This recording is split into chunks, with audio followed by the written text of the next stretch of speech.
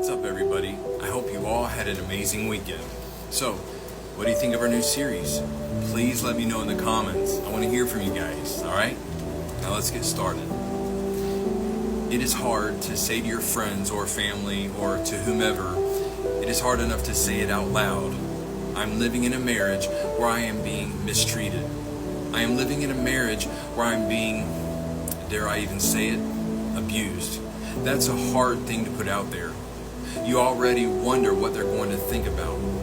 Are they going to believe you, especially if he comes across as a nice guy to them? So there's already that sense of jeopardy, that sense of risk that you're facing just by disclosing that this is going on in my life. Marriage is one of those things that most of the world pretends that, like, how are you?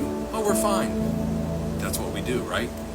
But to go one step further and say, not only am I living in an abusive relationship or abusive marriage, but I have also engaged in bad behavior, in abusive behavior. I mean, you're talking about what feels like shame on top of shame. Yes, to have someone say, there is a reason for that. Wow. The more covert the abuse is, the more difficult it is to explain, the more difficult it is to describe, the more difficult it is to perceive from the outside, because it masquerades as something else. So, emotional abuse, like physical abuse, comes in a lot of different levels.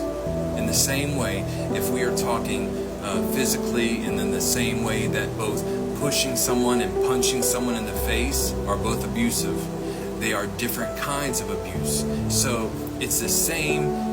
Is it true on the emotional side? There are different levels, not easily distilled.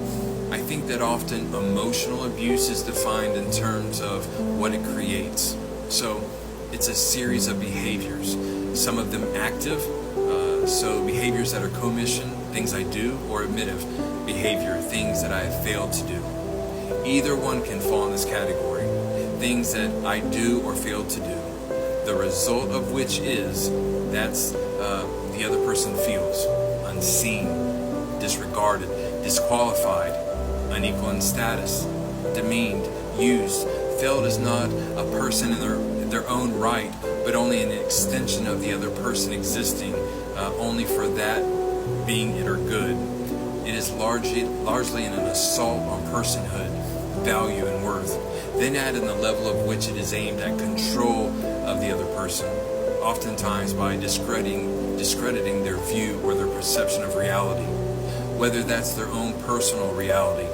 Something as minor as a woman coming in the room saying, "It's hot in here," and his reply is, "It can't be hot in here, it's 67. Well, of course it can. Of course it can be hot. But not even to allow her to say her own experience, what her own experience is. The level of control can be that massive. Guys, what do you think? Can you relate? Does this sound like your story? What are you doing to work on you? What changes are you making? What help are you seeking? Do the healing work. I love you guys. Please join me tomorrow night for part 3 of Escaping the Cycle of Reactive Abuse. Be encouraged.